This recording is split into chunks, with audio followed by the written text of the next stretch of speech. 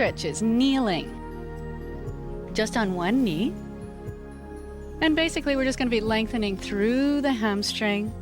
That's it. Make sure that the pelvis is very square. Otherwise you're not going to get a good length through that hamstring. That's it.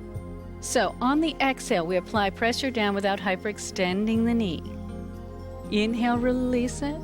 And exhale, just lunge, staying very square through the hips. The tendency, can I show, is going to be to let that go. And there, we want to keep that square. Good. And bring it back up. That's it. Let's do one more. So exhale, be careful of the hyperextension. And release it. And exhale, lunge. And come forward. Okay, and then side. So just facing here.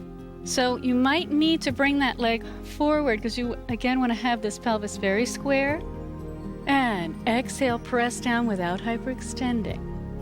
Inhale, release. Now very carefully, making sure they're supporting that knee, that they're not locking into the back of the knee. And release. So sometimes, as you go down, let's do that one more time. Exhale. Inhale. I'm going to have to ask her sometimes to almost have a little bit of flexion in that knee. So she's supporting it with the hamstring and lengthening it at the same time so she doesn't just lock back into the back of the knee. Let's do the other side. Make sure you're even. So square through the pelvis. Exhale, just pressure down. Inhale, release it. So we've activated the hamstring. Now it's just a nice lengthening as you're supporting. That's it. And bring it back.